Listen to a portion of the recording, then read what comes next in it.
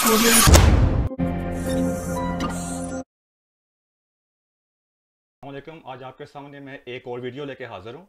ये जो वीडियो है ये बाकी वीडियो से बहुत हटके है। पहले मैं अक्सर आपके सामने बातें की हैं सोशल इशू के ऊपर और शादी के ऊपर और जो बाकी मसले मसाइल हैं, तो मैंने कहा क्यों ना आपके सामने डिफरेंट वीडियो लेके आई जाए, तो आपको पता चले कि मेरे अंदर और वैरायटियाँ भी हैं। उस वैरायटी में से जो एक वैरायटी है वो खाने के ऊपर है। आज आपके सामने मैं जो खाने की डिश लेके आ रहा हूँ मैं, वो बहुत ही मशहूर डिश है। वो ग्रीक से है यानी यूनान से है। वो लैम शैंक। वो लैम शैंक को ओवन में कैसे बनाया जाता है एक हेल्थी स्टाइल से, कोई वक्त ज़ाया किए बगैर, तो उसको शुरू करते हैं। बिस्मिल्लाह करते हैं बनाने के लिए। लैम शैक बनाने के लिए जो चीज़ें चाहिए आपको, तो ये आप देख सकते हैं कि ये लैम शैंक्स हैं। ये 5 लैम शैंक्स हैं। ये आलू हैं, धनिया है, लेमन है और ये टमाटर हैं, ये ब्रोकली है। तो ये आप इसको भी इस्तेमाल कर सकते हैं, जिससे वो एक जो होगा ना, जो कहते हैं वेजिटेबल वाला मसला भी हल हो जाएगा इसके अंदर को। उसके अलावा जो चीज़ें चाहिए होंगी, ओरिगैनो चाहिए होगा। ये मिक्स स्पाइसेस हैं, इसकी इतनी ज़रूरत नहीं है, लेकिन ओरिगैनो इनफ है आप बनाने के लिए। ये ब्लैक पेपर है, ब्लैक पेपर जो ग्राइंडर वाली इस्तेमाल करनी है आपने। और ये सी सॉल्ट है। और जो सबसे अहम चीज़ है वो है गार्लिक। और ये ऑलिव ऑयल है। तो मैं बताता हूँ इसको शुरू कैसे करना है। ये ओवन ट्रे के अंदर सबसे पहले आपने गार्लिक जो है ऐसे ऐसे फैला लेने हैं। ओवन गार्लिक डालने के बाद आपने जो लैम्प शैंक्स हैं आपने उनको इस तरीके से गार्लिक के ऊपर रखना है, ऐसे। आप उसको ऐसे इस तरीके से रख दें। ये 5 हैं तो ये आसानी से ऐसे आ जाएंगी, ठीक है।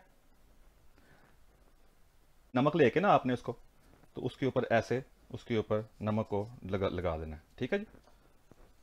नमक लगाने के बाद आपने लेना है ओरिगैनो। तो ओरिगैनो को आप लेके तो वो भी इसके ऊपर ऐसे डाल दें, गोश्त के ऊपर।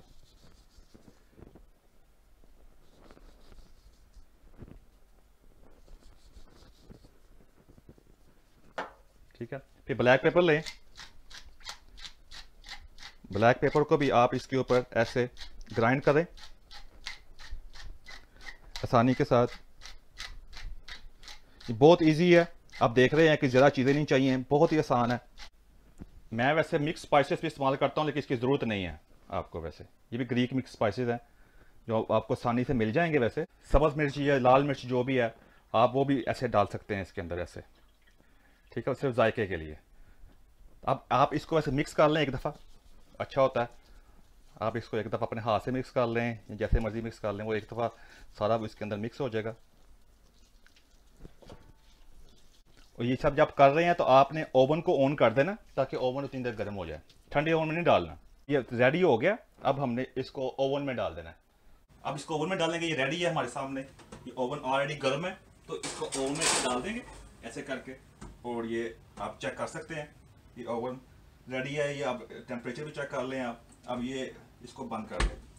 अब इसको ओवन के अंदर आपने जब डाला है, आपने इसको थोड़ा ब्राउन होने देना है। अभी हमने इसको चेक करना है कि कितने ब्राउन हुए हैं। एहतियात के साथ इसको थोड़ा सा इसके साइड चेंज करें ऐसे करके, ठीक है। और ये फिर वापस, तो ये आपने दिए 2-4 मिनट के बस बात है। ये केटल में आपने पानी गर्म कर लें। अब वो काफ़ी ब्राउन हो गया होगा, तो अब उसको फिर हम निकालते हैं। उसके अंदर बाकी चीज़ें जो है ना वो डालते हैं। वो देखते हैं फिर अब बाकी इसको मुकम्मल कैसे करना है। अब देख सकते हैं ये काफ़ी ब्राउन हो गया। अब ये अब हो गया तैयार। अब हमने इसके अंदर सबसे पहले क्या करना है, अब हम इसके ऊपर लेमन डालेंगे। तो ये लेमन, अब आपने लेमन लेके 2 लेमन, वेजिटेबल्स हैं जब ब्रोकली वगैरह है वो आप डाल लें इसके अंदर। इसके अंदर जो है ना, ऐसे आप इसको फिक्स कर लें। अब जो आलू आपने काटे हुए हैं, जो प्याज हैं, उनको भी आप अंदर डाल सकते हैं इसके साथ ही। ऐसे साथ आप फिक्स करना शुरू कर दें। अब ये सारा हो जाए तो इसके ऊपर आपने फिर एक ऑलिव ऑयल लेके उसको ऑलिव ऑयल को इसके ऊपर आपने ऐसे डाल देना। अब आपने जो पानी गर्म किया हुआ है, अब वो पानी गर्म किया, अब आपने वो पानी जो है उसके ऊपर ऐसे डाल देना है, गर्म पानी जो है।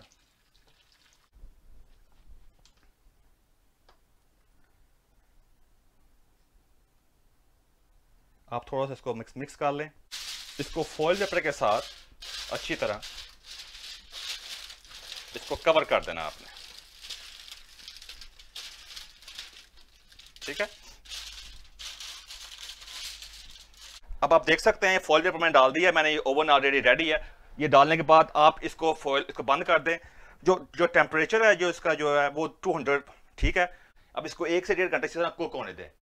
ये मैंने अभी घंटे के बाद ये इसको बाहर निकाल लिया है। तो अब उसके अंदर जो आखिरी टच देने हैं ना, तो वो उसमें ये धनिया है, ये ग्रीन कोरिएंडर जो है ये इसके ऊपर डाल दूंगा, आपने डालना है।